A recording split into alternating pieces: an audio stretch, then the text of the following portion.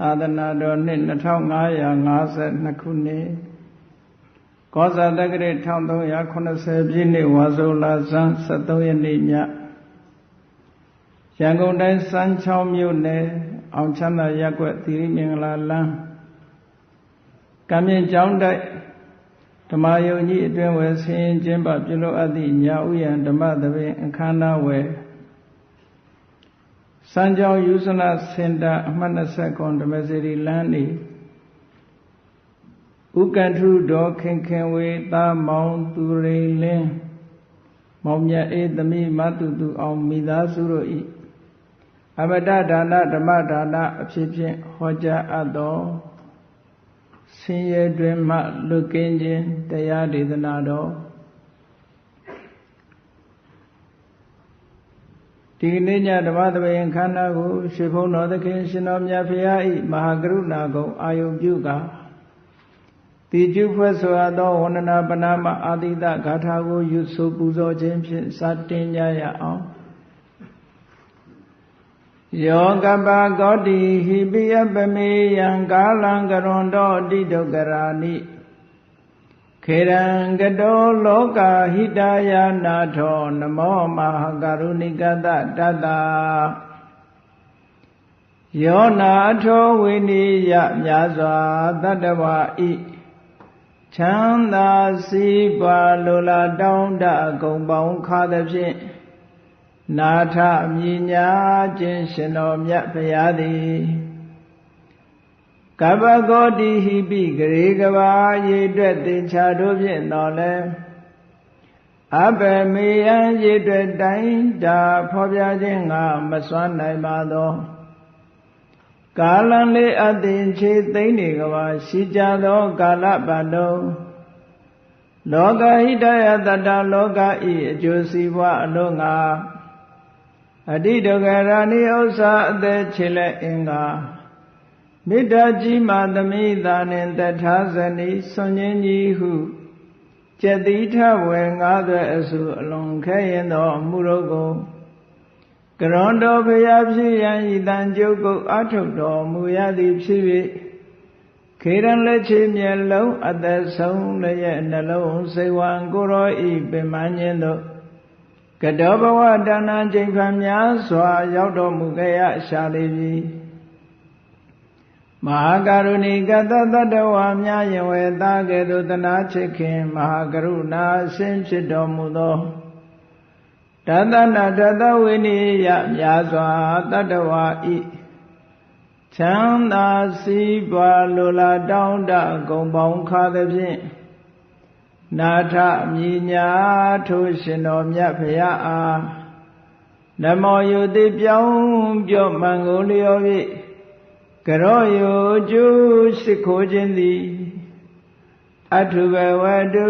စင်စစ်မသွေဖြစ်ပါစေတည်း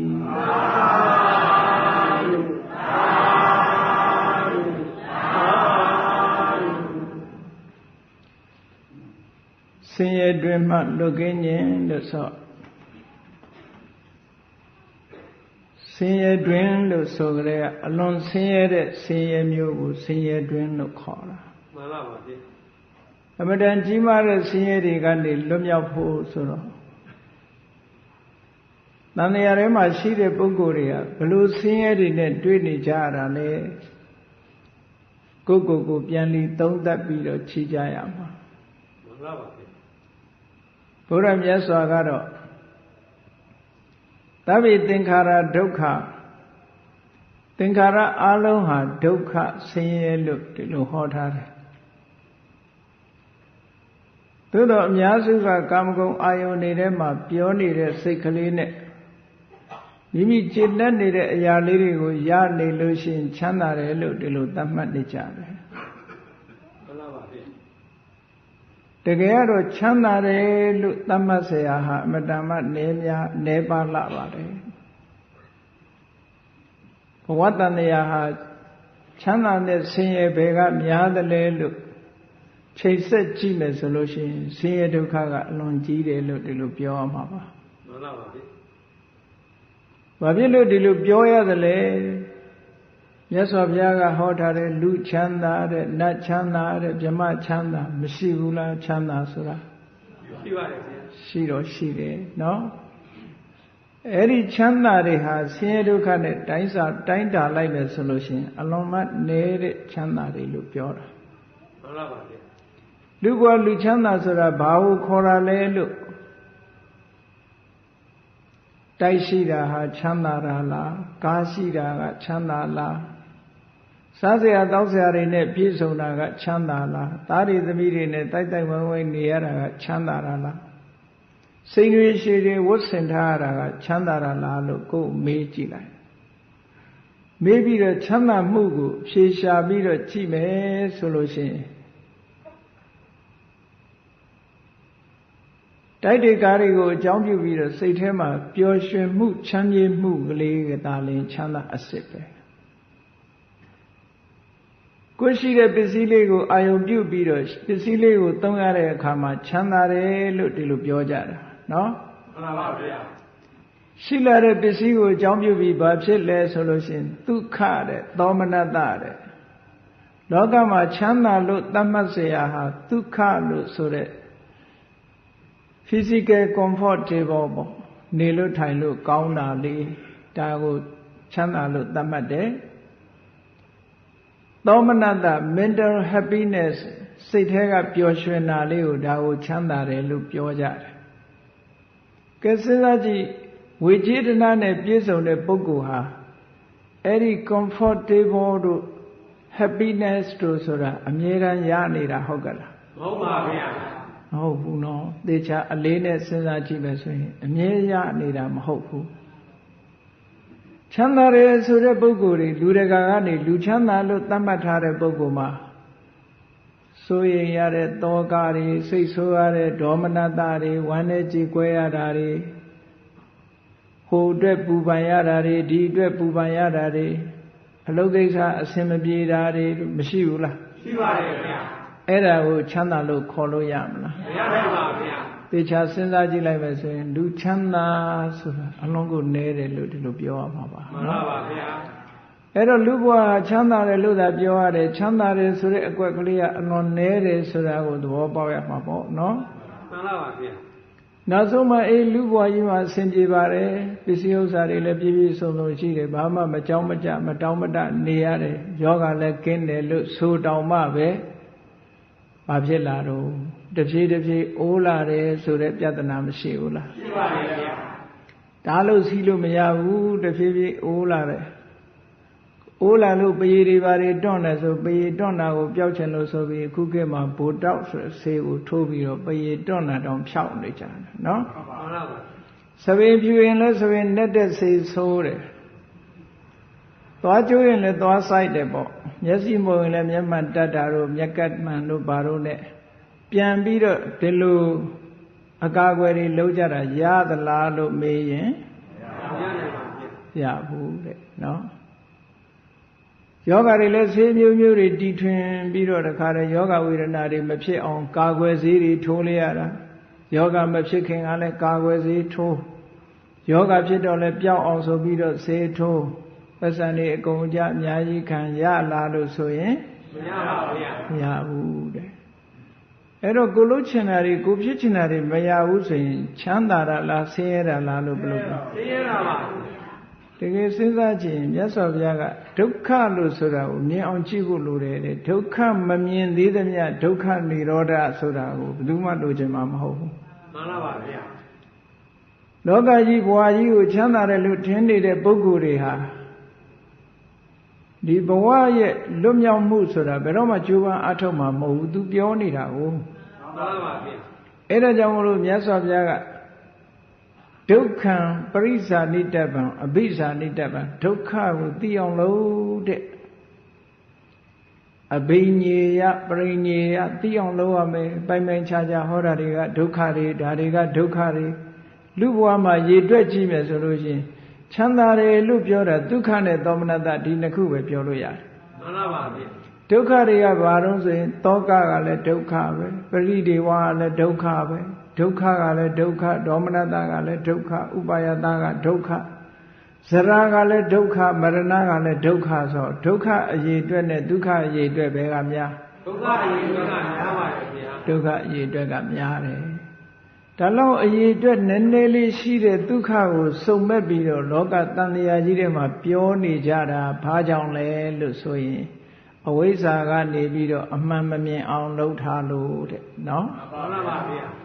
အမှန်မမြင်တာဘာကြောင့်မမြင်တော့ဆိုရင်မစင်စားဘူးမဆင်ခြင်ဘူးမတွေးခေါ်ဘူးပေါ့မှန်ပါဗျာ contemplation မလုပ်ဘူးဒါကြောင့်မို့မြတ်စွာဘုရားက contemplation လုပ်လို့ပြောတာအနုပတ္တနာဆိုတာ contemplation လုပ်ခိုင်းတာမှန်ပါဗျာcontemplation မလုပ်လို့ရှိရင်အမှန်မသိဘူးအမှန်မသိသည့်အတွက်ကြောင့်ပျော်စရာလို့ထင်လာပျော်စရာလို့ထင်နေသည့်အတွက်ကြောင့်ပြောနေတယ်လို့ဒီလိုပြောတာမှန်ပါဗျာဥပမာဘာနဲ့တူတုံးဆိုလို့ရှိရင်ဘုရားနိုင်မီးလေးထွန်းတာဘိုးပရံလေးတွေကဘုရားနိုင်မီးသူတို့ပူမှန်းသိမသိလို့လာတာပေါ့ပူမှန်းသိရင်သူတို့ဒီထဲရောက်လိုက်ရင်သေပဲဆိုတာသိရင်ဘယ်လာမလဲမှန်ပါဗျာသူတို့စိတ်ထဲတော့ဟာပြောစရာကောင်းလိုက်တဲ့ရွှေတောင်ကြီးလှလိုက်တာဒီထဲဝင်လိုက်ရင်တော့ဘယ်လိုအရသာများရှိမလို့ဆိုဝင်ကြည့်တာပေါ့မိနာလည်းမိတဲ့လည်းရောက်လိုက်ရောလောင်သွားလိုက်ရောဟုတ်ကလားမှန်ပါဗျာလောင်သွားတော့နောက်ကျသွားပြီလေလောင်သွားမှပူမှန်းသိရင်လွတ်သေးရဲ့လားမလွတ်တော့ပါဗျာမလွတ်တော့ဘူးလောင်မှန်းလည်းသိသေးလည်းသိဟောလူလောကလူတွေရဲ့အနေထားလည်းအဲ့တိုင်ဖြစ်တယ်ဒုက္ခမှန်လည်းသိရောသွားလည်းသွားရောမရှိတော့မှန်ပါဗျာ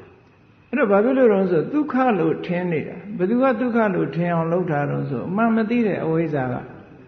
အမှန်မသိဘူးဆိုတာအမှားသိနေအောင်လုပ်ထားတာကိုပြောတာနော်မှန်ပါဗျာမသိဘူးလုံးလုံးမဟုတ်ဘူး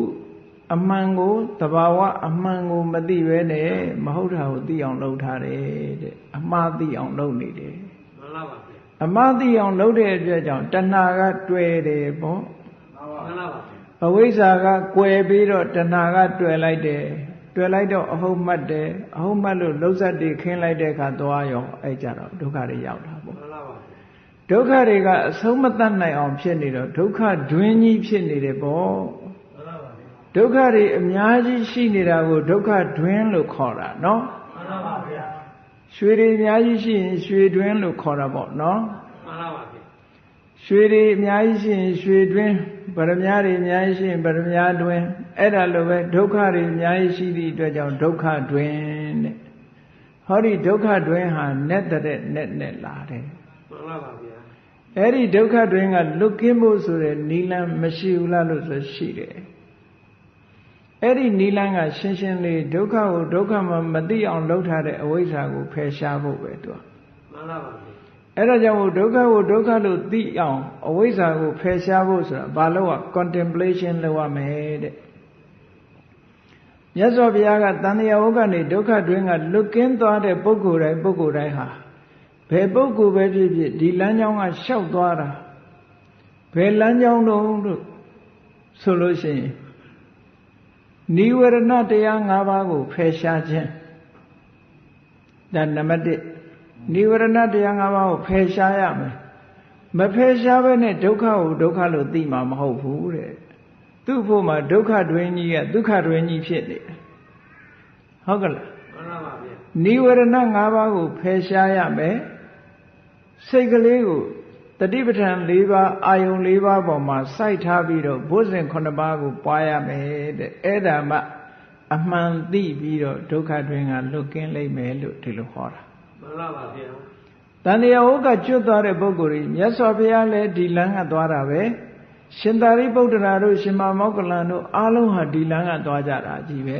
မှန်ပါဗျာဘုရားမြတ်စွာရဲ့တရားဓမ္မကိုအဦးဆုံးနာပြီးတော့သောတာပန်ဖြစ်သွားတဲ့ရှင်ကွန်းတင်ညဆိုတာလေဒီလမ်းကြောင်းကသွားတာခင်းကဝလူသဲစုမက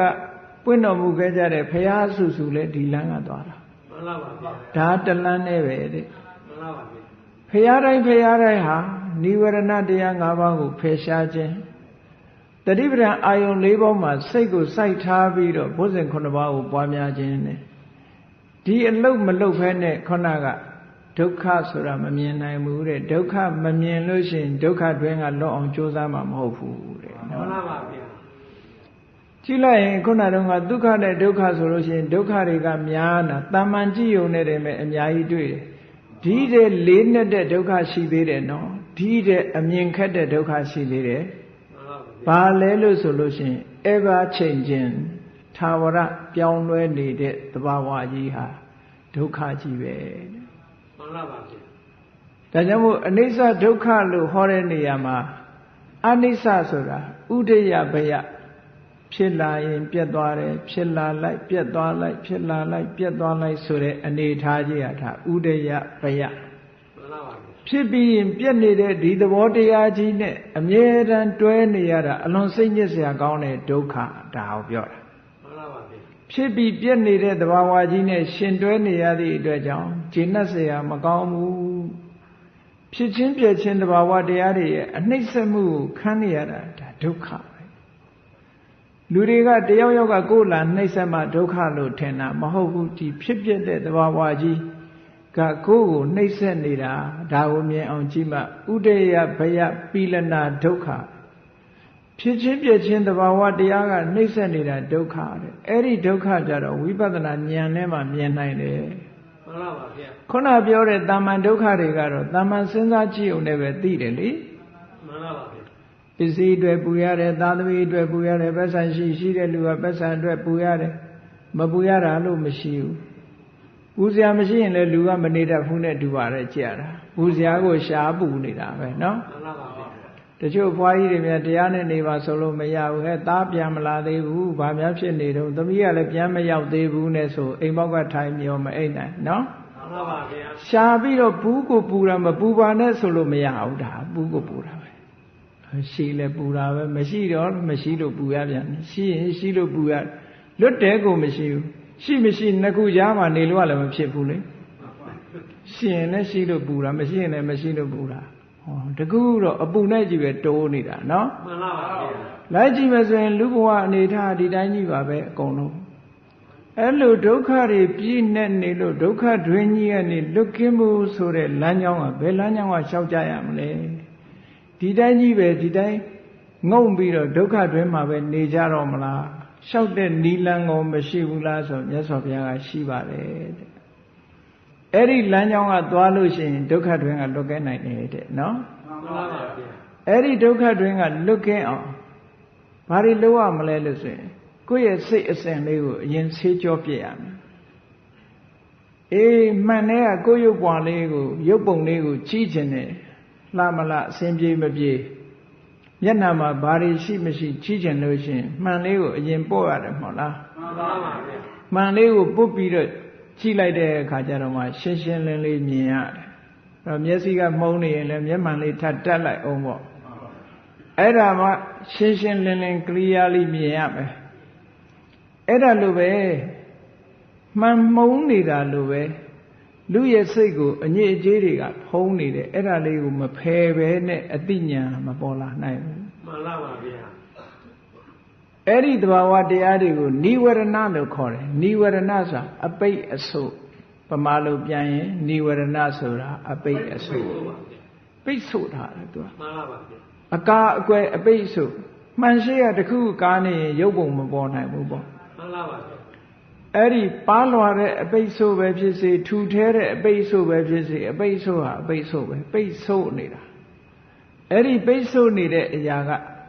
နိဝရဏတဲ့ hindrance လို့အင်္ဂလိပ်လိုပြန်တယ် hinder ဆိုတာဟန်တာတာပိတ်ဆို့တာဆို့ပိတ်ကိုနိဝရဏဆို့ပိတ်ဟန်တာမမြင်နိုင်အောင်ဆို့ပိတ်ပြီးတော့ဟန်တာထားတဲ့ဒီနိဝရဏတရား၅ပါးကိုအရင်ဖယ်ရှားရမယ်မဖယ်ရှားနိုင်ဘူးဆိုလို့ရှိရင်အသိဉာဏ်ဘယ်လိုမှမလာနိုင်ဘူးတဲ့ဒါကြောင့်မို့နိဝရဏတရား၅ပါးကိုဘုရားပဲလို့ဟောတော့ဆိုရင်စေတသောဥပက္ခိလေတိစိတ်ကိုညှဉ်းနှွမ်းနေအောင်လုပ်တဲ့တရားတဲ့ဟုတ်ကဲ့စေတသောကိုယ့်ရဲ့စိတ်ကလေးကိုစိတ်ကလေးကညှဉ်းနေလူတွေကပြောကြတယ်လူတွေပြောတဲ့စိတ်ညစ်တယ်ဆိုတာကတခုတည်းကိုပြောတာစိတ်ဆိုးတာအလိုမကျဖြစ်တာကိုပဲစိတ်ညစ်တယ်ပြောတာစိတ်ကအဲ့ဒါတွေညစ်တာမဟုတ်ဘူးเนาะမှန်ပါပါဗျာပေါ့မျိုးစစ်နားထောင်ပြီးတော့တငိမ့်ငိမ့်လုံးတာလဲအဲ့ဒါစိတ်ညစ်တယ်လို့ခေါ်တယ်စာပေကြလို့ရှင်ပျော်ပြီးတော့ရုပ်ရှင်ကြည့်ပြီးတဟားဟားနေတာလဲစိတ်ညစ်တယ်လို့ခေါ်တယ်မှန်ပါပါဗျာအရက်ထဲမှာစိတ်ညစ်တယ်ဆိုတာဟုတ်လား ကိုအလိုမကြတာဖြစ်နေလို့စိတ်ညစ်တယ်ပြောတာဒီနိဝရဏစိတ်ညစ်တယ်ဆိုတာစေတသောဥပကိလေသေစိတ်ရဲ့အငြိကြေးတွေဖြစ်နေကြတဲ့စေတသောစိတ်ကိုဥပကိလေသေညင်နွမ်းစေတတ်တဲ့ပူပန်စေတတ်တဲ့ဟောနိဝရဏတရားတွေကစေတသောဥပကိလေသာတဲ့စိတ်ကိုညစ်စေတတ်တယ်ပူပန်စေတတ်တယ်ဒါရင်လားလို့ဆိုတော့စိတ်ကညစ်ထေးပြီးတော့ပူပန်နေလို့ရှိရင်ဘာဖြစ်တော့ပညာယဒုပ္ပလီကရဏေအသိပညာကိုလည်းအားနည်းသွားစေတယ်ဟောတာတွေဖြင့်ဉာဏ်တွေကအားနည်းသွားတယ်အားမရှိတော့အသိစိတ်တွေအသိဉာဏ်တွေကအားပြော့သွားတယ်အားပြော့နေတဲ့အသိဉာဏ်ကအမှန်မြင်မှမလားမှန်မမြင်နိုင်ပါဘူးမမြင်ဘူးအဲ့ဒါကြောင့်မို့လို့ဒီအမှန်သိခြင်းပြီဆိုရင်ဟောဒီနိဝရဏတရား၅ပါးဖယ်ရှားမှန်ပါပါဗျာဖယ်ရှားတာဖယ်ရှားတဲ့နည်းနဲ့ဖယ်ရှားနော်မှန်ပါပါဗျာကဲနိဝရဏဖယ်ရှားမယ်ဆိုလို့ရှိရင်ကိုယ်တဏ္ဍာမှာနိဝရဏရှိလားမရှိဘူးလားဆိုတာအရင်မကြည့်ရဘူးလားကြည့်ရမှာပါဗျာအဝတ်ကလေးတစ်ခုကိုဖွတ်တော်မယ်ဆိုရင်ဘယ်နာကညစ်နေတယ်ဆိုတာအရင်ကြည့်ရတာပဲလေမှန်ပါပါဗျာဘာတွေပေးနေတယ်ဘာတွေညစ်နေတယ်ဆိုတာအရင်ကြည့်ရတယ်လို့ပဲကိုယ်စိတ်ကလေးကိုဖယ်အညစ်အကြေးကိုဖယ်ရှားတော့မယ်စိတ်ကိုဖြူစင်အောင်လုပ်မယ်ဆိုရင်ဘာတွေကြောင့်မဖြူမစင်ဖြစ်နေတယ်လဲဘာတွေကိုဖယ်ရမလဲဆိုတာသဘောပေါက်အောင်ပေါ့မှန်ပါပါဗျာအဲ့တော့နိဝရဏဆိုတာဘာတွေတုံးလို့ပြောမယ်ဆိုရင်နံပါတ်1ကကာမစ္ဆန္ဒကာမဆိုတာလိုချင်စရာအာယုန်နေတဲ့ဒါလိုချင်စရာဆိုစူပါမားကတ်သွားခြင်းလိုချင်စရာတွေကိုပြည့်နေနော်မှန်ပါပါဗျာဆန္ဒဆိုတာလိုချင်တာလိုချင်စရာတွေကိုလိုချင်နေတာ desire for sensual pleasure လိုချင်စရာအာယုန်တွေကိုလိုချင်နေတဲ့လောဘသည်စိတ်ကိုညှဉ်းနှွမ်းစေတယ်တဲ့ပညာတွေကိုအားနည်းအောင်လုပ်တယ်တဲ့ဟောမြတ်စွာဘုရားဒီလိုဟောတာနော်မှန်ပါပါဗျာအဲ့တော့တရားသူတရားမြတ်ရပြီးတော့အသိဉာဏ်တူကိုရကျင်တယ်ဆိုရင်ဒါမဖယ်လို့ကိုမရဖယ်ရသူ့ကိုဖယ်ရဖယ်တယ်ဆိုတာပထမစပြီးတော့ဖယ်လိုက်တာကမ္မထအာယုန်လေးနဲ့လည်းဖယ်လို့ရခဏတစ်ပြုတ်ဖယ်လို့ရဟုတ်ကဲ့လားမှန်ပါပါဗျာသမထကျင့်စဉ်ကျင့်ပြီးတော့လည်းဖယ်လို့ရတယ်ဝိပဿနာကျင့်စဉ်ကျင့်ပြီးတော့ဖယ်လို့ရတယ်ဘုရားအာယုန်ပြုပြီးတော့ဖယ်လို့ရဖယ်ရမယ်သူ့ကိုမဖယ်လို့မရ desire for sensual pleasure မျက်စိကလှတာပါတာကြည့်ခြင်းနဲ့နားကကောင်းတဲ့အတန်လေးနားထောင်ခြင်းနဲ့နှာခေါင်းကမှုကြိုင်တဲ့အနံလေးမှရှူခြင်းနဲ့ဆိုတဲ့ဒီ desire တွေစိတ်ဆန္ဒတွေကာမဂုဏ်အာယုန်တွေပေါ်မှာလူလားတောင်းတနေတဲ့စိတ်ဆန္ဒတွေကိုဖယ်ရှားတဲ့မဖယ်ရှားလို့ရှိရင်အဲ့ဒါတွေကစေတသောဥပကိလေသာစိတ်ရဲ့အညစ်အကြေးတွေဖြစ်ပြီးပညာယဒုပ္ပလီကရဏပညာကိုအားပြော့သွားအောင်လုပ်တဲ့ဟာတွေဖြစ်နေတယ်တဲ့မှန်ပါပါဗျာပညာကအားမရှိတော့ဘူးတဲ့ဟောသူ့ဖယ်လိုက်ရကမ္မထအာယုန်နဲ့ဖယ်လိုက်တဲ့အခါကျတော့ဒီစိတ်တွေနဲသွားနောက်ဆုံးကလုံးဝပျောက်သွားအောင်ဖယ်ပြရမယ်လုံးဝပျောက်သွားအောင်အာယုန်တစ်ခုကိုစိတ်ဆိုင်ပြီးတော့သမထကျင့်စဉ်တစ်ခုဥမာထွက်လေဝင်လေပေါ်မှာအာယုန်ဆိုင်ပြီးတော့ဖယ်လို့လည်းရတယ်ဗုဒ္ဓနုတ္တိဘုရားကုံကိုအာယုန်ပြုပြီးတော့လည်းဖယ်လို့ရတယ်အဲ့ဒါဖယ်တာဟာလုံးဝဖယ်ရှားသွားတဲ့အနေအထားမျိုးရောက်ဖို့ရကြတော့ဇံရသွားရင်လုံးဝဖယ်နိုင်တဲ့အနေအထားမျိုးရောက်သွားတယ်သို့တော့ဘာတွေကျမ်းနေသေးလို့ဆို line latent potentiality possibility ပေါ့ဖြစ်နိုင်တဲ့အနေအထားလေးတွေကျမ်းနေသေးတယ်မပြောက်သေးဘူးအနုတ္တယဓာတ်ကလေးတွေကျမ်းနေသေးတယ်ပေါ့ line latent ဆိုတာအနုတ္တယဓာတ်လေးတွေတော့ကျမ်းနေတယ်သမထကျင့်စဉ်နဲ့ဖယ်လိုက်လို့ရှိရင်သူကပျောက်တော့ပျောက်သွားတယ်ပျောက်သွားတာအုပ်ဆေးတိုက်ထားလိုက်တယ်လို့ပဲသူကနော် positive တော့မဖြစ်တော့အခုချိန်မှာ negative ဖြစ်နေမှန်ပါပါဗျာသို့တော့ပြန်ပေါ်နိုင်တဲ့အနေအထားရှိတယ်မတည့်တာနဲ့ဆိုရင်ပြန်ပေါ်လာအောင်ပဲအနေအထားရှိတယ်ယောဂကိုအုပ်ထားလိုက်တာမျိုးဝိပဿနာကျင့်စဉ်ကျင့်ပြီးတော့မဲ့နဲ့ဖယ်လိုက်တယ်ဆိုရင် source ပါပျောက်သွားဘာမှမကြံတော့ဘူးလို့ဆိုလို့အဲ့ဒီကြမှာသူကလုံးဝလွတ်မြောက်တယ်လို့ပြောအောင်ဒီ desire ဆိုတဲ့ကာမိဆန္ဒကိုကြိုးစားပြီးတော့ဖယ်ရှားမဖယ်ရှားရင်ဉာဏ်ကတော့အားပြော့နေဦးမှာပဲလို့ဒီလိုခေါ်တာကာမိဆန္ဒစိတ်ဖြစ်နေတယ်ဆိုလို့ရှိရင်ဘာနဲ့ဥပမာတူတော့ကိုယ်မျက်နှာရိပ်ကလေးကိုဥပမာပဲရှင်းတော့ကတော့ကြေးမုံတို့ရှိတယ်ပေါ့ခုခေတ်လိုဗရာတုတ်တဲ့မှန်မရှိသေးဘူးကြေးမုံဆိုတာကြေးလေးဝင်းနေအောင်ပုတ်ထားပြီးတော့ကြည့်တာကြေးမုံကြေးပြားပေါ်မှာ ခြေပြားကိုပုတ်ထားအဲ့ဒါမရှိရင်လွယ်လွယ်ကူကူကြည့်ဖို့ရအတွက်ဘာလို့ဆိုခွက်ထဲကိုရေထဲရေကိုကြည့်တာဟုတ်လားမှန်မရှိရင်အဲ့လိုကြည့်လို့ရမှန်ပါပါဗျာခွက်ထဲကိုရေပြေးအောင်ထည့်ပြီးတော့ကဲခွက်ထဲကိုကိုမျက်နှာရိပ်ကလေးကိုကြည့်ပါတယ်တဲ့ကြည့်မယ်ကြည့်တဲ့အခါမှာအဲ့ဒီခွက်ထဲကရေပေါ်မှာဆေးအနီဇက်တွေအဝါဇက်တွေအမဲဇက်တွေကျနေလို့ရှိရင်ကိုမျက်နှာရိပ်ပေါ်ပါမှာပေါ်နေပါဗျာရေကြည်ကြည်လေးဆိုလို့ရှိရင်မျက်နှာရိပ်ပေါ်မှာ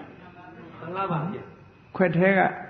ရေကြည်ကြည်လေးကိုရင်ကိုကြတော့ကြည့်ကြည့်ပေါ့မြင်ရတယ်ကောင်းကောင်းမြင်ရမှန်ပါပါဗျာ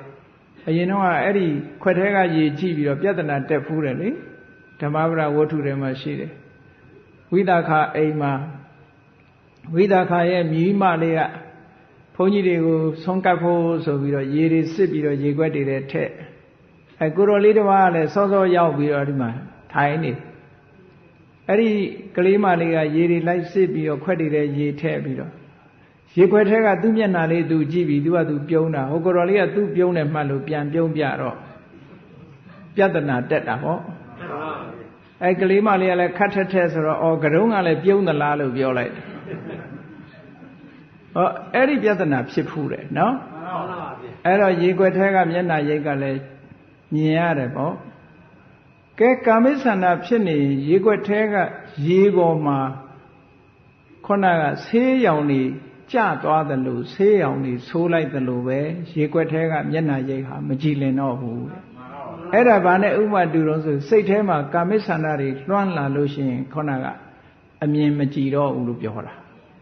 အမြင်မကြည်ဘူးဆိုတာညာနေအားနေသွားပြီမှုံဝါးဝါပဲဖြစ်သွားပြီလို့ဆိုလို့တယ်မြင်ရတဲ့မျက်နှာရိပ်ဟာမှုံသွားပြီပေါ့နော်မှန်ပါပါဗျာဒါကြောင့်မလို့ဒီကာမိဆန္ဒဆိုတာကိုဖယ်ရှားရမယ်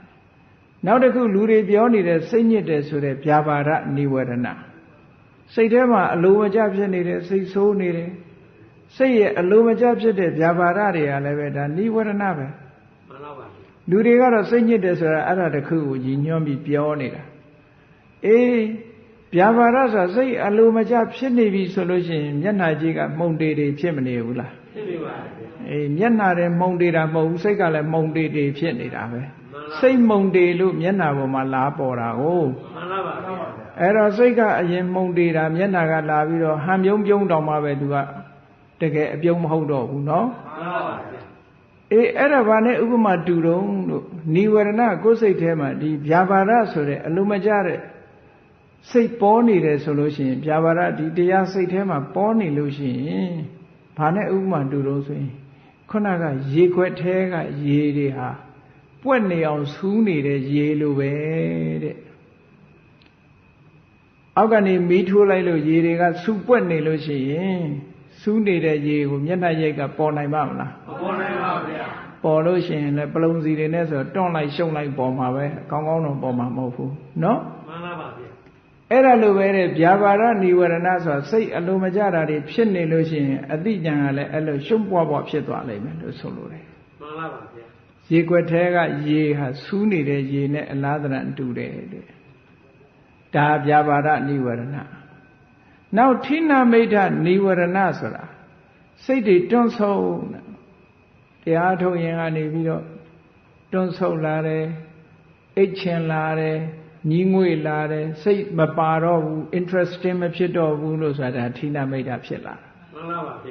အဲ့လိုဌိနမိဋ္ဌဆိုတာကဒီရုပ်ရှင်ကြည့်နေတဲ့ချိန်မှာသိမဖြစ်ဘူးဖြစ်တတ်တာကတော့တရားထိုင်တဲ့အခါဖြစ်တယ်တရားနာတဲ့အခါဖြစ်တယ်တရားထိုင်ခိုင်းရင်ပိုးဖြစ်တယ်သူကမှန်ပါပါဗျအဲ့ဒီဌိနမိဋ္ဌဝင်လာတဲ့အခါမှာလည်းပဲအတိညာကသူကနောက်ဆုတ်သွားတယ်အားနေသွားတယ်စိတ်ကလည်းမကြည်လင်တော့ဘူးတဲ့စိတ်တွေကလည်းမကြည်လင်တော့ဘူးဘာနဲ့ဥပမာတူတုံးဆိုလို့ရှိရင်ရေခွက်ထဲမှာခုနရေခွက်ထဲကရေကိုညွန်နေမော်တွေဖုံးနေတဲ့ရေလိုပဲတဲ့မှန်ပါပါဗျာ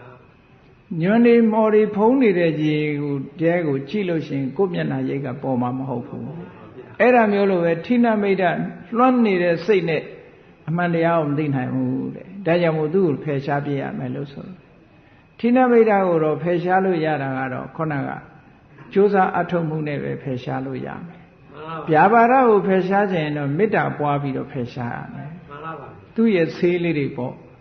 မှအန်တီဘိုတစ်တောက်တာလို့ပဲပေါ့နော်သူ့ရဲ့အဖြေသေးလေးတွေကိုသူကတောက်အောင်လုပ်အောင်အဲ့တော့ကဲဌိနမိတ်ကိုရှိနေလို့ရှိရင်စိတ်မကြည်ဘူးနောက်တစ်ခုကစိတ်ကိုမကြည်စေတတ်တဲ့အရာတစ်ခုကဘာလို့ဆိုဥဒိစ္စနဲ့ကုက္ကုစ္စတဲ့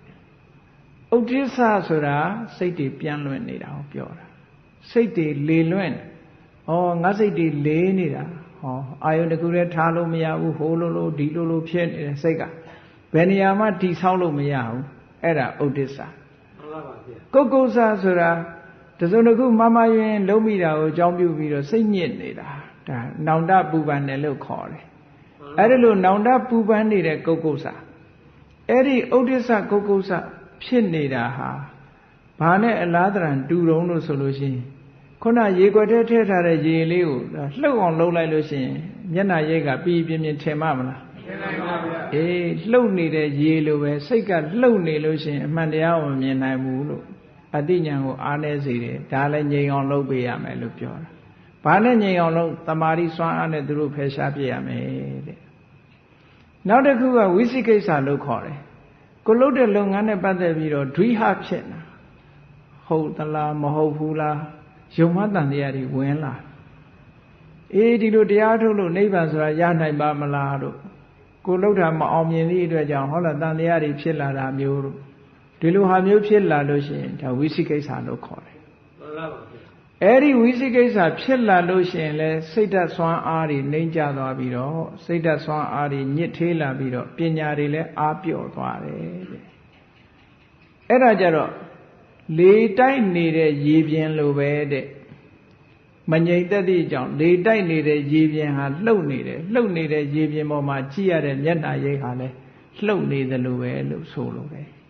အဲ့တော့အသိဉာဏ်ဟာမထင်ရှားဘူးဒါကြောင့်မို့မြတ်စွာဘုရားကဘယ်ပုဂ္ဂိုလ်ပဲဖြစ်ဖြစ်တဲ့အမှန်တရားကိုသိချင်ရင်ဟောဒီ၅မျိုးမဖယ်ရှားပဲနဲ့အမှန်တရားကိုသိဖို့မရှိနိုင်ဘူးမျက်နှာရိပ်ကလေးမြင်ဖို့ရအတွက်ဟောဒီအခြေအနေစိုးတွေမဖယ်ရှားလို့ရှင်မရဘူးလို့ဆိုတယ်နော်မှန်ပါပါဗျာဒါတွေဖယ်ရှားလိုက်လို့ကြည်လင်သွားလို့ရှင်တော့ထင်ထင်ရှားရှားကြီးမြင်လာလိမ့်မယ်ဒါကြောင့်မို့နိဝရဏတရားတွေကိုဖယ်ရှားပါတဲ့ဒါကိုပြောတာမှန်ပါပါဗျာနိဝရဏတရားတွေကိုဖယ်ရှားဖို့အတွက်ဘယ်လိုလုပ်ရမလို့ဆိုဆက်ပြီးတော့ပြောတယ်တတိပဋ္ဌာန်အာယုံ၄ပါးပုံမှာတစ်ခုခုပုံမှာစိတ်ကိုစိုက်ထားလိုက်ပါမှန်ပါပါဗျာသတုသုတတိပဋ္ဌာန်တွေသူသုပ္ပတိဋ္ဌိတစိတ်တော်တတိပဋ္ဌာန်တရား၄ပါးပုံမှာစိတ်ကလေးကိုငြိမ့်နေအောင်ထားနိုင်ရမယ်တဲ့ mindfulness လုပ်ခိုင်းတာပြောတာတတိထားခိုင်းတာ body လို့ဆိုတဲ့ကာယ ानु ပတနာ contemplations of body ကိုယ်ခန္ဓာကိုယ်ထွက်လေဝင်လေကအစခန္ဓာကိုယ်ထဲမှာခန္ဓာကိုယ်ရဲ့လှုပ်ရှားမှုတွေအားလုံးစိတ်ဆိုင်ထားတာဘာအတွက်တုံးဆိုလို့ရှိရင်ကာယရဲ့သဘာဝတွေကိုသိဖို့ပဲမှန်ပါဗျာအဲ့ဒီခန္ဓာကိုယ်ရဲ့သဘာဝကိုသိအောင်ကြိုးစားတာစိတ်မဆိုင်ဘဲနဲ့ကြိုးစားလို့မရဘူးတဲ့ဒါကြောင့်မို့လို့ကာယဆိုတဲ့သဘာဝတရားပေါ်မှာစိတ်ဆိုင်ထားတာတတိအမြဲတမ်းကပ်ပြီးတော့ထားတာဒါကာယ ानु ပတနာလို့ခေါ်တယ်အဲ့ဒီကနေပြီးတော့နောက်ခံစားချက်လေးတွေပေါ်လာတယ်ခံစားချက်ဆိုတာဝေဒနာဆိုတာယောဂကိုပြောတာမဟုတ်ဘူးပျော်တယ်မပျော်ဘူးစိတ်ညစ်တယ်စိတ်မညစ်ဘူးဆိုတဲ့စိတ်ထဲကခံစားချက်ကလေးတွေကိုစိတ်ဆိုင်ပြီးတော့ကြည်တယ်ခံစားချက်ကလေးတွေကိုကြည်တာဘာလို့လို့ဆိုရင်ဝေဒနာရဲ့သဘောကိုသိဖို့ကြည်ရမယ်လို့ဆိုလို့သူ့သဘာဝကိုသိအောင်ကြည်တာအဲ့ဒါလို့ကြည်ခြင်းဖြင့်ဝေဒနာဆိုတဲ့အာယုန်တစ်ခုပေါ်မှာစိတ်ကိုစိုက်ထားဖို့နောက်ရောကိုယ့်ရဲ့စိတ်အခြေအနေတွေပေါ်မှာအာယုန်စိုက်ချင်တယ်ဆိုရင်စိတ်အခြေအနေကိုသိဖို့ကိုယ်စိတ်လေးဟာလောဘတွေဖြစ်နေသလားငါစိတ်ကလေးထဲမှာဒေါသတွေရှိနေသလားငါစိတ်လေးထဲမှာမောဟတွေရှိနေသလားဆိုတဲ့စိတ်အခြေအနေတွေကိုကြည့်ပြီးတော့ကိုယ်စိတ်ရဲ့အခြေအနေသိအောင်လေ့လာစိတ်တ ानु ပတနာစိတ်ကိုစိုက်ပြီးတော့ကြည်လိုက်တဲ့အခါမှာကြည့်တယ်ဆိုတာအသိဉာဏ်လည်းပါရမယ်ဝီရိယလည်းပါရမယ်ကြိုးစားမှုလည်းပါရမယ်တတိလည်းပါရမယ်ဟုတ်ကဲ့မှန်ပါပါဗျာဒါဟုတ်မာသရိပဋ္ဌာန်တော့မှကြည့်လေကာယေကာယ ानु ပတိဝိဟရတိအာတာပိတံပဇာနောတတိမာလွတ်အပ်တဲ့အရည်ချင်းတွေကတစုံတစ်ခုကိုကြည့်ပြီဆိုလို့ရှိရင်ဒါတွေမပါရင်မဖြစ်ဘူး စာလေးဖတ်ပြီးဆိုလို့ရှိရင်မျက်လုံးလည်းပါရတယ်လက်လည်းပါရတယ်စာအုပ်လည်းရှိရတယ်နှုတ်ဖတ်လို့မရဘူး မှန်ပါပါဗျာ မျက်လုံးကစာရွက်မလှန်နိုင်ဘူးလေလက်ကလှန်ပေးရတာမဟုတ်လား မှန်ပါပါဗျာ လက်မပါဘဲနဲ့စာအုပ်ဘယ်လိုလုပ်မလဲစာအုပ်စင်သွားယူဖို့ရအတွက်ခြေထောက်ကလည်းပါရသေးတယ် မှန်ပါပါဗျာ အကုန်စုံမှနော် မှန်ပါပါဗျာ မျက်တခါတလေကျမျက်စိကမှုံနေလို့ရှိရင်မျက်မှန်လေးပါအကူရအောင်မယ် မှန်ပါပါဗျာ ညမှောင်းနေလို့ရှိရင်မီးလေးထွန်းပေးရအောင်မယ်အလင်းအောင်ရှာရအောင်မယ်ဟောအကူအညီတွေအများကြီးလိုတယ်တစ်ခုတည်းနဲ့မရဘူးနော် မှန်ပါပါဗျာ အဲ့ဒါကြောင့်မလို့တရားဓမ္မကြည့်တဲ့အခါမှာလည်းတစ်ခုတည်းနဲ့ကြည့်လို့မရဘာနဲ့ကြည့်အာတပိသမ္မဇာနောတတိမှာအာတပိလုံလဝိရိယရှိရမယ်မဖြစ်ဖြစ်အောင်လုံးမယ်ဆိုစိတ်ဓာတ်ကိုပြောတာအာတပိ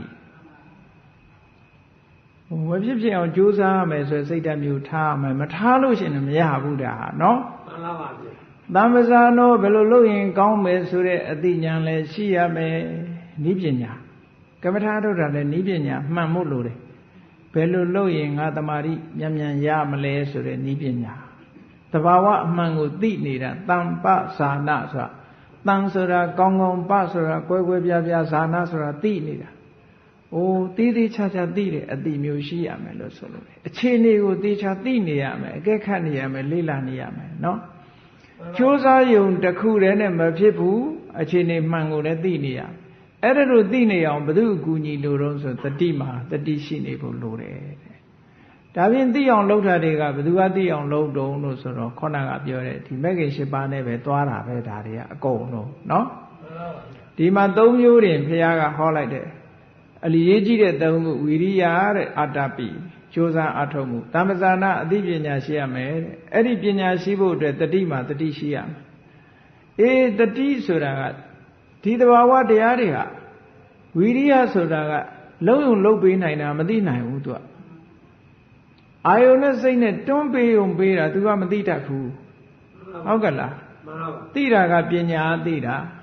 တတိကလည်း mindful လုံးုံပဲသူလုံးနိုင်တယ်အာယုန်လေးကို तू ကစိုက်ယုံစိုက်ပေးနိုင်တာ तू ကမသိနိုင်ဘူးမှန်ပါပါဗျာ तू ကနဲ့ तू လမ်းသွားတာကြည့်လေခြေထောက်ကလမ်းပဲရှောက်နိုင်တာမကြည့်နိုင်ဘူးမျက်စိကကြည့်ပေးရတယ်မျက်စိကကြည့်ုံကြည့်တာလမ်းမလျှောက်တတ်ဘူးဟောသူ့လုံးနဲ့ तू လုံးရတယ်ဆိုတာ तू function လေးနဲ့ तू ပဲအဲ့ဒါတွေကိုပူးပေါင်းပြီး harmony လို့ခေါ်တယ်တညီတဲ့ဆောင်ရွက်သွားတာအဲ့ဒါလို့တညီတညွတ်တီ harmonious action ပေါ်လာပြီဆိုတော့မှခေါဏအားလုံးဟာတညီတဲ့အလုံးလုံးသွားတာတညီတဲ့အလုံးလုံးသွားမှအောင်မြင်မှုရနိုင်တယ်တခုလိုနေတယ်မရဘူးလို့ဆိုလို့တယ်နော် မှန်ပါပါဗျာ အဲ့ဒီတတိပဋ္ဌာန်တွေပေါ်မှာအခုလို့လုံလဝိရိယရှိရှိတတိရှိရှိစဉ်းစားဉာဏ်ရှိရှိနဲ့ကြည်လိုက်တဲ့အခါမှာစိတ်လေးကကြည်လင်းလာထို့တူပဲကြံတဲ့ဓမ္မကာယတို့ဝေဒနာတို့စိတ်ဓာတ်တို့ကလွဲကြံတဲ့ဘယ်ဟာပဲဖြစ်ဖြစ်ခန္ဓာကိုယ်နဲ့ပတ်သက်လာတဲ့ဓမ္မတွေကိုကြည်တာဓမ္မနုပဒနာအဲ့ဒီကာယဝေဒနာစိတ်ဓာတ်ဓမ္မလို့ဆိုတဲ့တရားရဲ့အာယုန်တွေပေါ်မှာ mindful လှုပ်ထားနိုင်ပြီဉာဏ်ဖြစ်အောင်လှုပ်ထားနိုင်တာကိုစတုသူတတိပဋ္ဌာန်ေတုသုပ္ပတိဋ္ဌိတာစိတ်တော်တတိပဋ္ဌာန်တရား၄ဘောပေါ်မှာစိတ်ကိုအခြေခံထားတယ်အခြေစိုက်ထားတယ်လို့ပြောတာမှန်ပါပါဗျာ ဒုက္ခတွင်ကလွတ်ချင်ရင်နိဝရဏကိုဖယ်ရှားပြီးတော့တတိပဋ္ဌာန်အာယုန်၄ပါးပေါ်မှာစိတ်ကိုစိုက်ထားရမယ်တဲ့မှန်ပါပါဗျာ အဲ့ဒါလို့စိတ်ကိုစိုက်ထားပြီးတော့ဘာတွေကိုရင့်တန်အောင်လုပ်မလဲဆိုရင်ဘုဇင်9ပါးကိုရင့်တန်အောင်လုပ်ရမယ်ဟောဘုဇင်ဆိုတာပါဠိလိုခေါ်တာမြန်မာလိုကြတော့ဘောဓာယာတံဝတ္တတိတိဘုဇင်ကိုဘောဓာယာသိဝရအတွက်တံဝတ္တတိဖြစ်နိုင်တယ်သိအောင်လုပ်နိုင်တဲ့တရားတွေလို့ဆိုလိုတယ်အတိညာဏ်ကိုထုတ်လုပ်ပေးတဲ့တရားတွေလို့ပြောတာเนาะမှန်ပါပါဗျာ ခေါဏကနိဝရဏတရားကအတိညာဏ်ကြီးပျောက်သွားအောင်လုပ်တယ်အားနည်းသွားအောင်လုပ်တယ်စိတ်ကိုပူပန်အောင်လုပ်တယ်ဟောဒီဘုဇင်9ပါးကြတော့အတိညာဏ်ကြီးထက်လာအောင်လုပ်တယ်လို့ဒီလိုပြောတာအတိညာဏ်ထက်ချင်လို့ရှိရင်ဟောဒီဘုဇင်အည်အသွေးတွေကိုယ်တဏ္ဍာမှာတက်လာအောင်လုပ်ရမယ်ဘာတွေနဲ့လုပ်မလဲလို့ဆိုဘုဇင်9ပါးဆိုပြီးဟောတယ်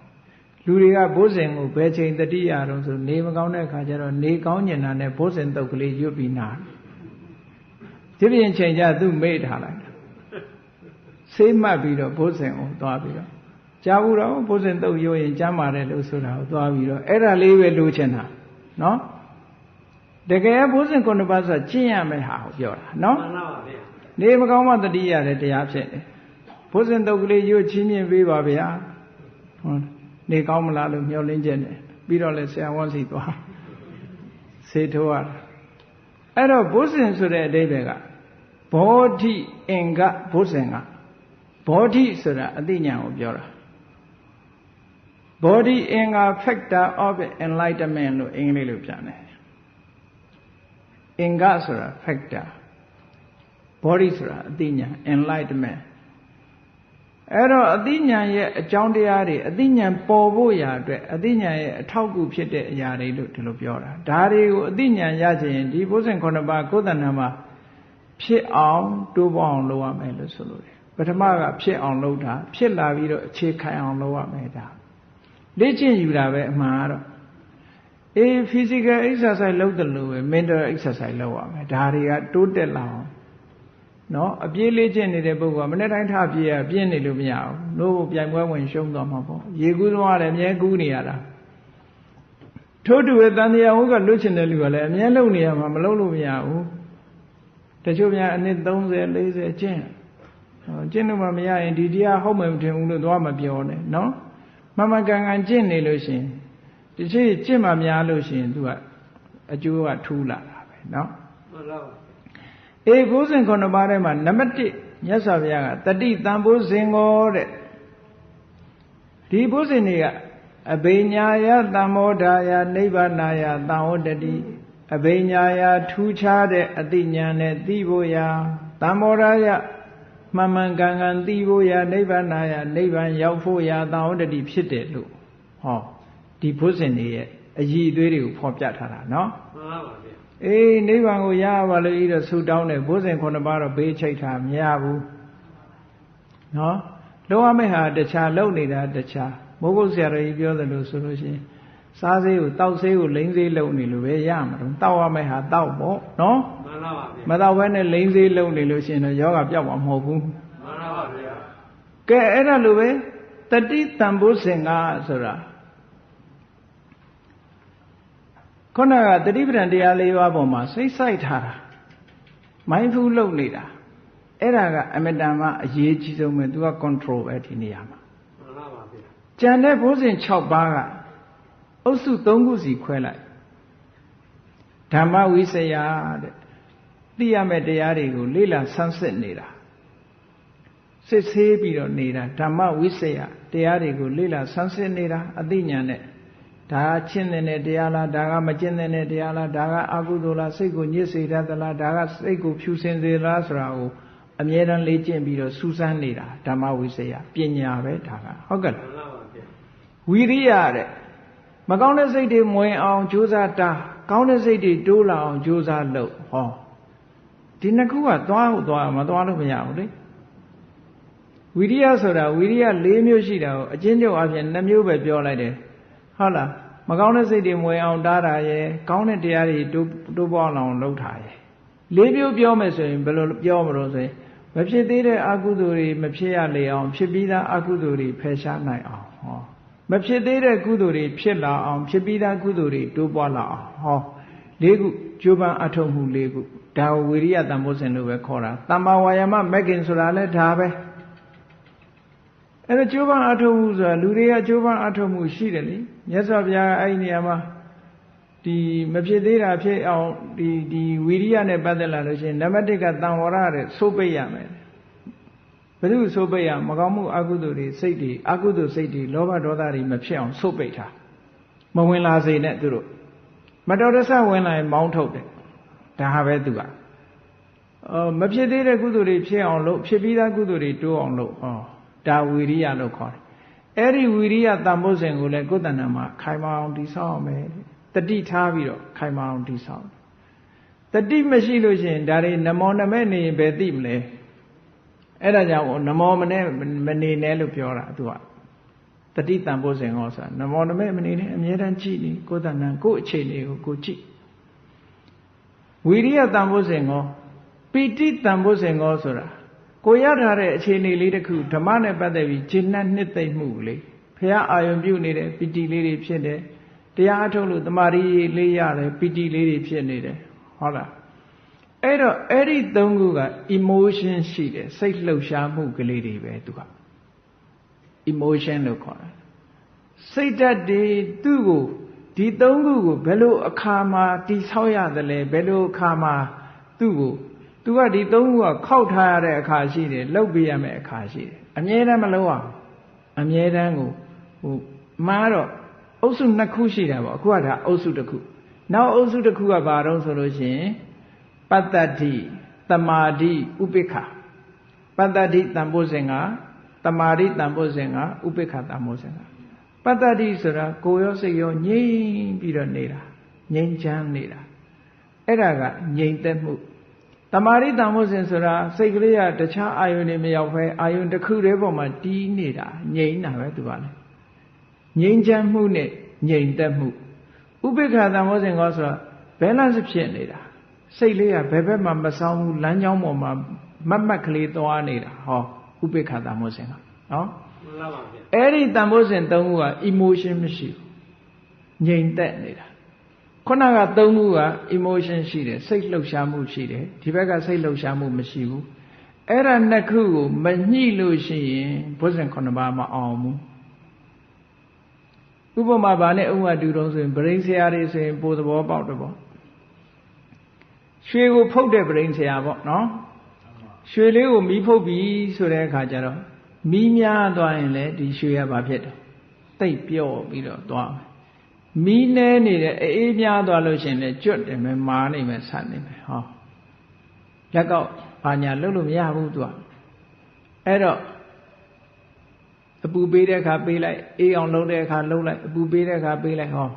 မျှတပြီးတော့နှစ်ခုကြည့်ပြီးလုပ်အောင်အဲ့ဒါမျိုးလိုပဲကိုယ်စိတ်ကလေးကိုတန့်စင်အောင်လုပ်တဲ့အခါမှာ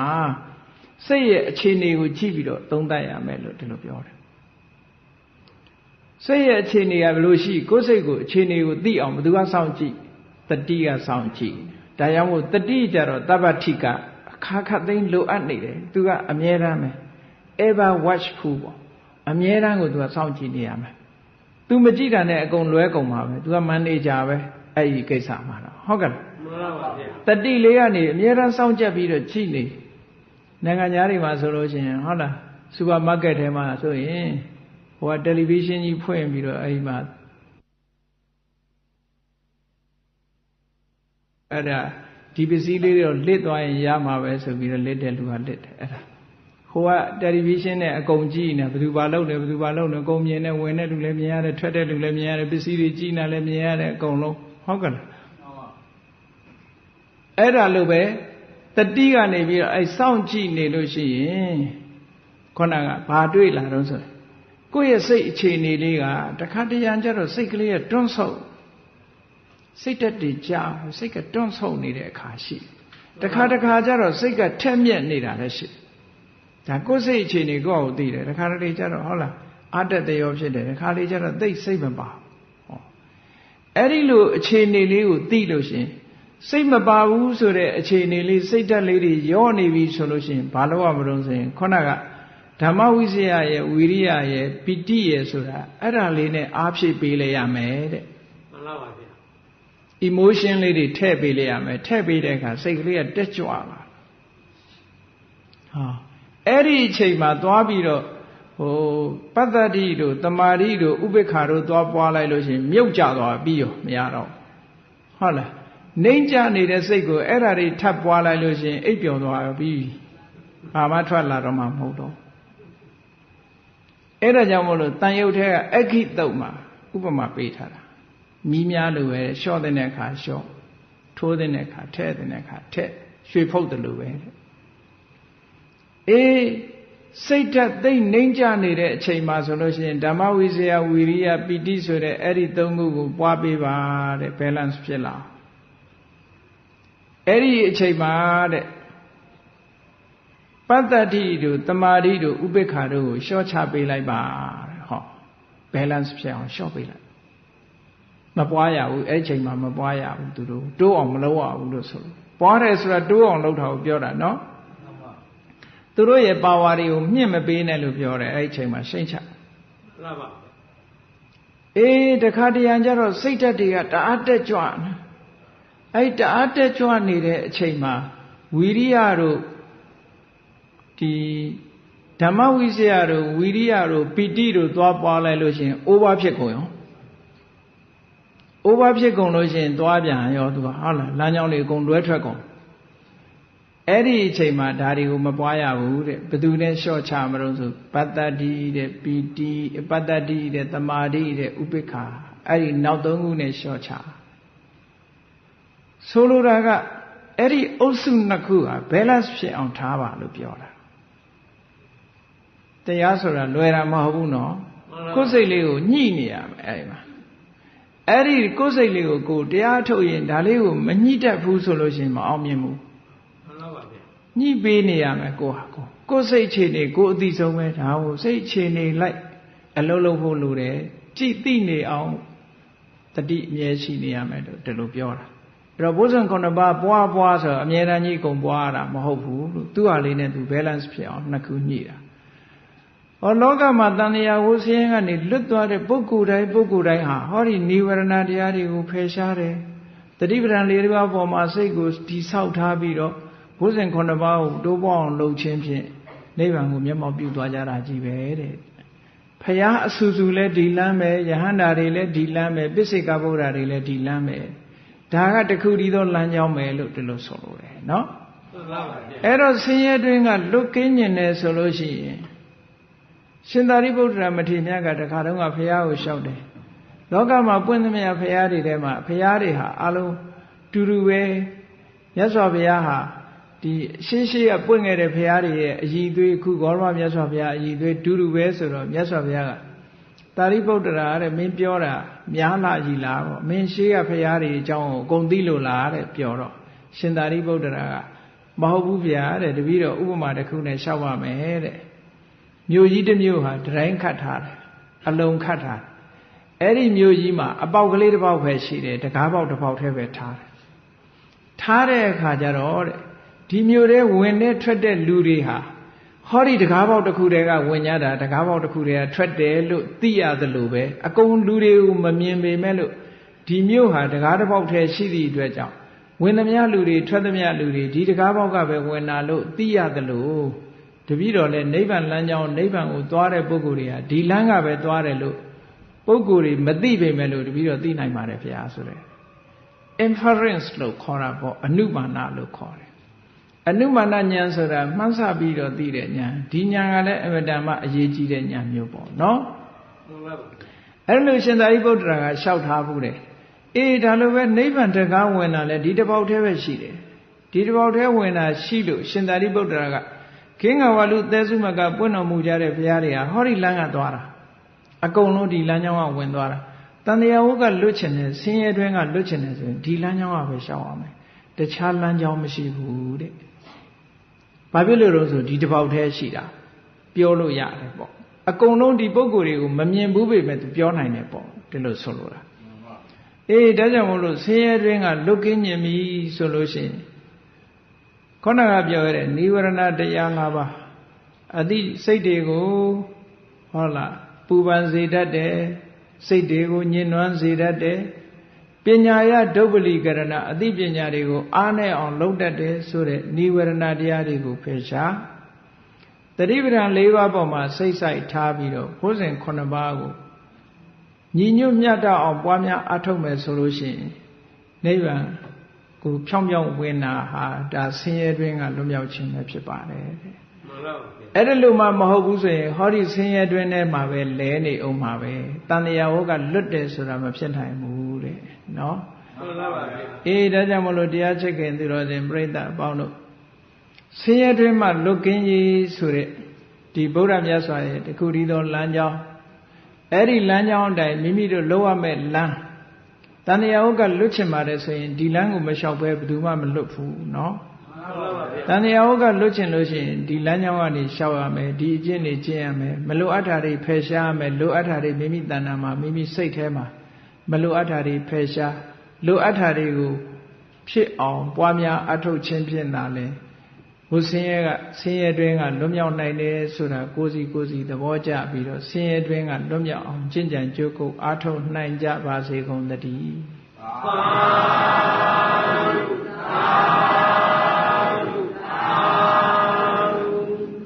ကဲမေတ္တာပို့ဆိုရအောင်တတ္တဝါများစွာဘေးရန်ကွာချမ်းသာကြပါစေတတ္တဝါများစွာဘေးရန်ကွာချမ်းသာကြပါစေမေတ္တာရေချမ်းသွန်ကားဖြံငြိမ်းချမ်းကြပါစေမေတ္တာရေချမ်းသွန်ကားဖြံငြိမ်းချမ်းကြပါစေသက်ရှိကျမ်းမာစိတ်ချမ်းသာလူရဆန္ဒပြေပါစေသက်ရှိကျမ်းမာစိတ်ချမ်းသာလူရဆန္ဒပြေပါစေဓမ္မောတရံပိဝိတဝါနဝိသာတဗ္ဗေတမုဟတာအစရာမရာတိတိဘာဝံနိဗ္ဗာနံယန္တုတာရောဓမ္မောတရံလောဘဒေါသမောဟစိတ်တောက်ကင်းပြောက်ကြည်အေတရားစေကိုပိဝိတဝဝန္တာရှင်ပြတောက်ကြရနာကြရကုန်သောကြောင့်ဝိသာတဗ္ဗေပူဇာညစ်နောက်ကိလေသာအစိတ်အတောက်ဟုသမျှတို့သည်သမုဒ္ဒပိဉ္ချဘက်တွင်ရေမတင်တဲ့ကဲ့သို့ကင်းစင်လွင်ပြောင်းပေမရောက်အောင်ပယ်ဖြောင်းအပ်ကုန်သည်ဟွန်တုစင်စစ်မသွေဖြစ်ကြပါစေကုန်သတည်းအစရမရံအိုခြင်းလဲကွာနာခြင်းလဲကင်းသေးခြင်းလဲရှင်းထသောတိတိဘဝကိလေသာဟုပုခသိင်ကင်းငြိမ်းရာအစစ်ဖြစ်ပေထသောနိဗ္ဗာန်နိဗ္ဗာန်ဟုခေါ်အေးမြူတော်သို့သာရဝတရားချစ်ခင်စိတ်ကောင်းဝင်ညာသူတော်စင်များတို့သည်ယန္တုပါရမီအဆင့်ဆင့်မြင့်နေမြင်၍မလင့်ပုံသေးဆက်ရောက်တော်မူကြပါစေကုန်သတည်း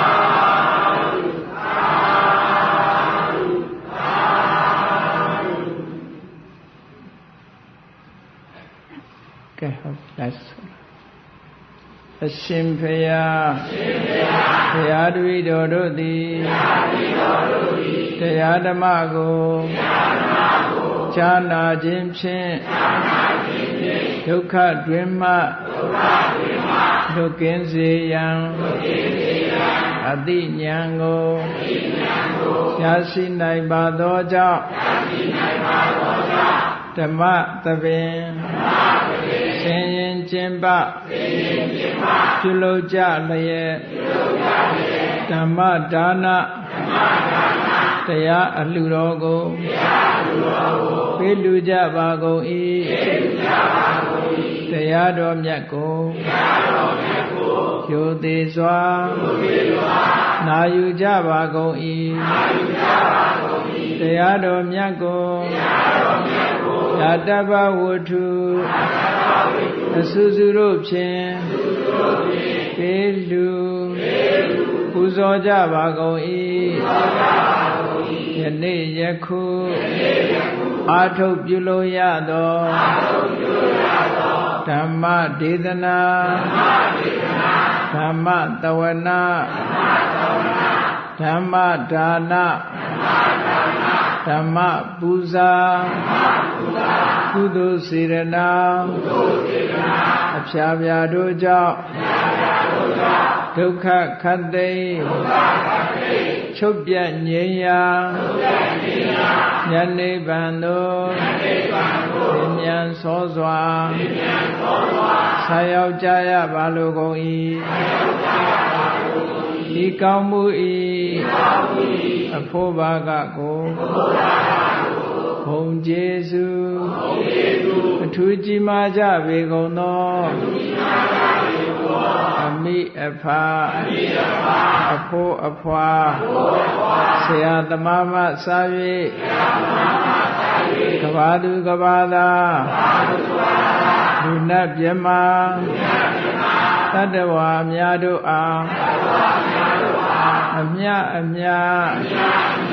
ဝေငှပါကုန်၏အထူးအားဖြင့်ဆင်းရဲတွင်၌နိမြုပ်လျက်ရှိကြသောတတ္တဝါပေါင်းတို့အားဆင်းရဲဒုက္ခမှ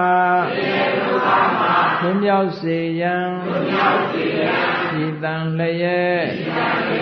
ကုသိုလ်အမြတ်ဝေငှပါကုန်၏ကုသိုလ်အမြတ်ကိုယ်စီရကြကုန်သည်ဖြစ်၍ကိုယ်စိတ်နှပြချမ်းသာကြသည်ဖြစ်ကြပါစေကုန်သတည်းအာလုံးကြကြသမျှအမြတ်